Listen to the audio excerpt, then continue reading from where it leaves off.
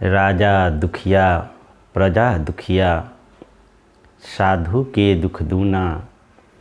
कहे कबीर सुनो भाई साधो, एको घर ना सूना। इस संसार में हर कोई दुखियारा है, हर कोई दुखी है। जब कोई नवयुवक पढ़ाई कर रहा होता है तो सोचता है कोई अच्छी जॉब मिल जाएगी तो हम बेहद सुखी हो जाएंगे,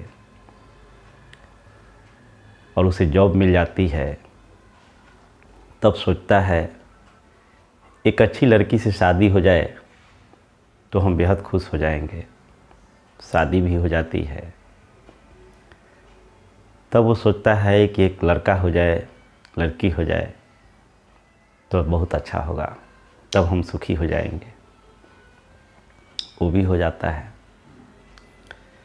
अब वो लड़के के भविष्य के बारे में सोचने लगता है कि लड़के अच्छे से पढ़ लिख लें। जब अच्छे पढ़ लिख लेते हैं तब सोचता है कि इनकी अच्छी जगह शादी हो जाए। उनकी भी शादी हो जाती है। अब पोते के बारे में सोचता है कि पोता हो जाए तो हम सुखी हो जाएं। इस तरह से सोचते सोचते वृद्धा अवस्था आ जाती है और कई रोगों से व्यक्ति ग्रसित हो जाता है और जीवन में कभी वो सुखी हो नहीं पाता। जब मिलता है तो कुछ समय के लिए लगता है कि अब तो बहुत सुखी हो गए, लेकिन कुछ ही समय के बाद फिर दूसरी इच्छा जागृत हो जाती है और सुख समाप्त होकर दुखी हो जाता है। एक रिलेटिव एक बार हमारे यहाँ आए जो बचपन में बहुत गरीब थे। हमारे पिताजी ने कई बार उनकी मदद की। आगे चलकर उनको बिहार पुलिस में भर्ती हो गई, सरकारी जॉब हो गया, जीवन बदल गया। शादी विवाह हुई, उनके 2 लड़के, और संयोग से उन दोनों की भी सरकारी जॉब हो गई। अभी वर्तमान में एक इंस्पेक्टर हैं। एक दूसरा बड़ा लड़का भी कोई पुलिस विभाग में ही है।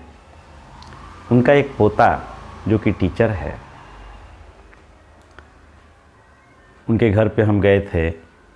बहुत बढ़िया घर बनाए हैं, सब कुछ से संपन्न है। संयोग से एक बार वो हमारे आश्रम पे आए। उन्हें हमारे बारे में शायद पता नहीं होगी। हमसे कुछ देर बात करने के बाद वो रो पड़े और बोले कि आपके पिता के पुण्य के कारण ही आप जैसा पुत्र उनके यहाँ जन्म लिया है। मैं तो आपके बारे में जानता ही नहीं था, लेकिन अब मैं जाना, अब रोने के सिवा मेरे जीवन में कुछ भी नहीं है। मैं बहुत दुखी हूँ। हमने उनसे पूछा कि आप दुखी क्यों हैं? आप तो सब कुछ प्राप्त कर चुके हैं। आप गरीब थे, आपको गवर्नमेंट जॉब मिली, आपके दोनों लड़के भी गवर्नमेंट जॉब में हैं, आपका पोता भी टीचर है, फिर आप दुखी क्यों? बोले सब कुछ तो है मेरे पास, धन का अभाव नहीं है, समाज में पद प्रतिष्ठा है, लेकिन आज मैं कई रोगों से ग्रसित हूँ और मैं बेहद दुखी हूँ। मुझे आपके पास तो बहुत पहले आना चाहिए, लेकिन मैं आपके बारे में जानता ही नहीं था, और अब जानकर भी कोई लाभ न ले सकूँगा, इसलिए मैं दुखी हूँ। क्योंकि मेरे शरीर में अनेक रोग हो चुके हैं। मैं चाहूँ भी धर्म के राह पर चलने के लिए तो चल नहीं सकता हूँ। मित्रों, यही घटना लगभग सभी व्यक्ति के जीवन में होता है। वो सोचता है कि ये हो जाए तब हम सुखी हो जाएं, फिर वो भी हो जाता है, तो दूसरा हो जाए तो सुखी, तीसरा हो जाए तो सुखी, और इसी तरह सारा जीवन समाप्त हो जाता है और उसके जीवन में कभी भी शाश्वत सुख की प्राप्ति नहीं हो पाती।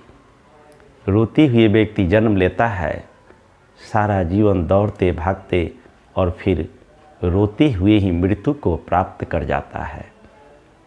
मित्रों, आप जरा विचार करें कि सुखी कौन है।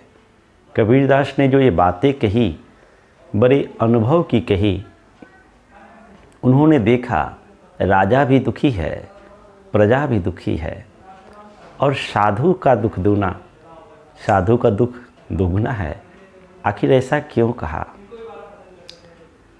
सामान्य व्यक्ति जिसे साधु समझता है, वास्तव में वो साधु होता नहीं है।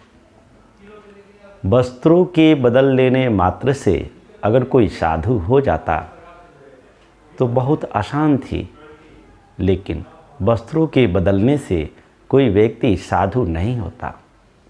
साधु तो वो होता है जिसका जीवन क्षमता से भर जाता है, जिसके जीवन में संतुलन है।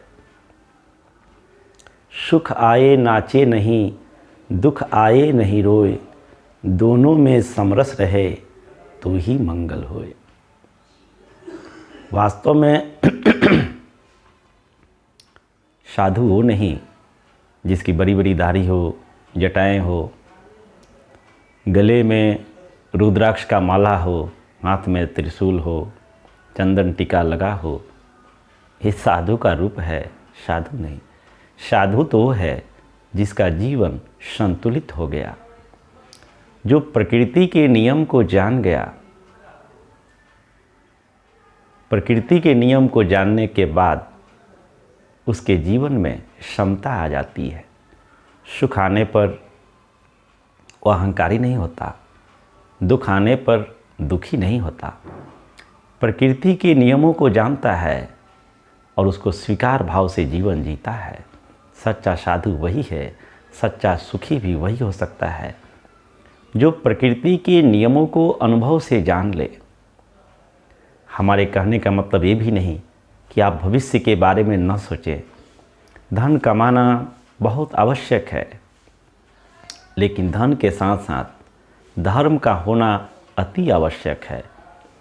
अगर धन हो और धर्म ना आए तो आप दुखी ही रहेंगे, और धन नहीं हो तो भी अगर आपके जीवन में धर्म आ गया है तो धर्म के आने से धन तो आने ही लगेगा।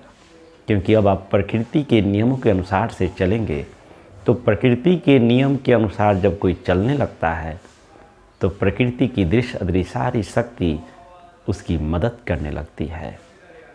वह धनवान भी होता है क्योंकि वह पहले से धर्मवान हो चुका है। तो केवल पद के पा लेने से, संपत्ति के पा लेने मात्र से कोई व्यक्ति सुखी नहीं हो सकता। सुखी वो हो सकता है जिसके जीवन में धर्म का अनुभव हो चुका हो। इसीलिए कबीरदास ने कहा कि हर व्यक्ति दुखी है, साधु भी दुखी है, लेकिन जो सच्चा साधु है वह कभी दुखी नहीं हो सकता। क्योंकि सच्चा साधु वो है जो अपने भीतर सत्य का अनुभव कर लिया। वस्त्रों के बदलने से सत्य का बदलाव नहीं होता। वस्त्र के बदल लेने मात्र से प्रकृति के नियम नहीं बदलती। आवश्यक है सत्य को जानने की और सत्य के अनुसार अपने जीवन को धारण करने के लिए।